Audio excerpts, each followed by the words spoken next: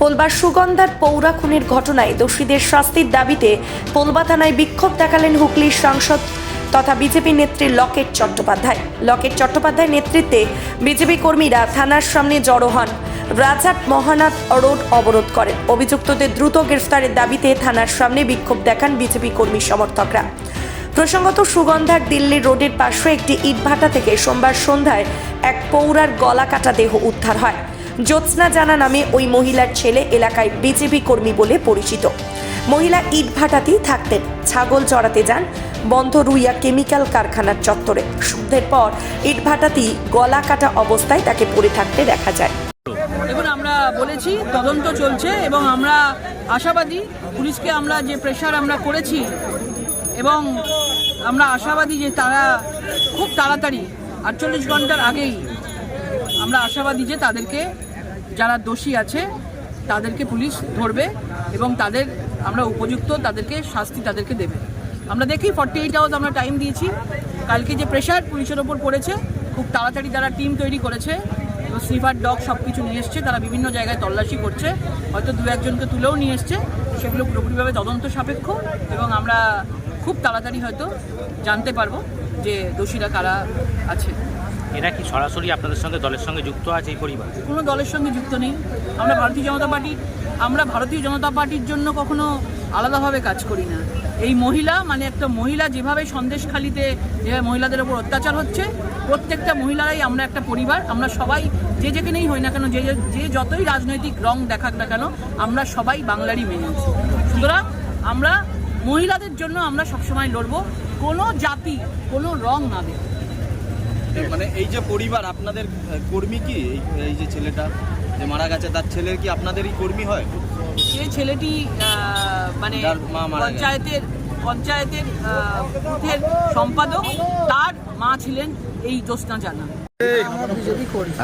BJP করি থাকো তো বাইরে, আমরা অন্ধ্রপ্রদেশে থাকি। যখনই আসি তখনই পার্টি নিয়ে একটু হই। কি করো? বিজেপি যাই, কাজ করো না? কাজ করি। এবার কালকে থানা থেকে বলেছিল পঞ্চায়েতে গিয়ে সার্টিফিকেট নিয়ে আসতে, পঞ্চায়েতে সই। এবার সকালে গেছিলাম 11:30 নাগাদ গেছিলাম, পঞ্চায়েত বন্ধ। পঞ্চায়েতে দুজন ছিল, বললো আজ থেকে সরস্বতী পুজো, 2 দিন ছুটি, ওই জন্য কেউ নেই। সার্টিফিকেট আমি পাইনি।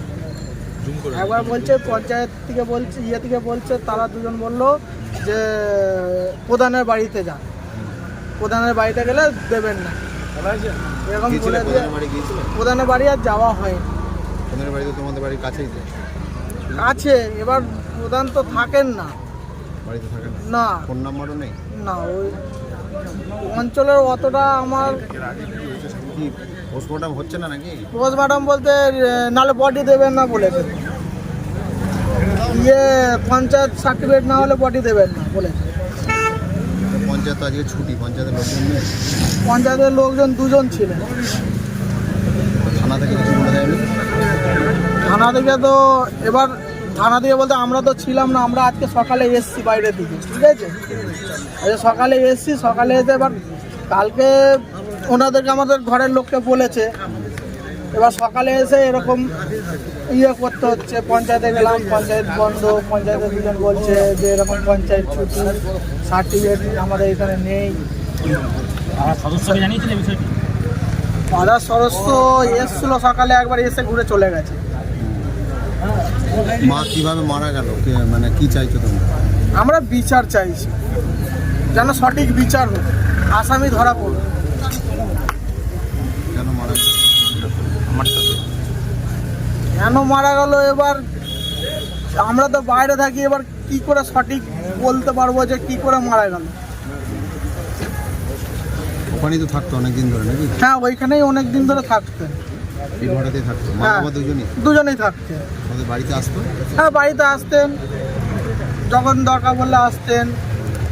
এবার বয়স্ক মানুষ সবসময় তো আসতে পারবেন না, কাজকর্ম নিয়ে ব্যস্ত থাকেন। হ্যাঁ, কালকে হ্যাঁ ওইখানেই প্রত্যেক দিনই ছাগল চড়াতে যায়। হ্যাঁ, প্রত্যেক দিনই যায়, প্রত্যেক দিন চলে আসে। এবার কে জানে এরকম হবে।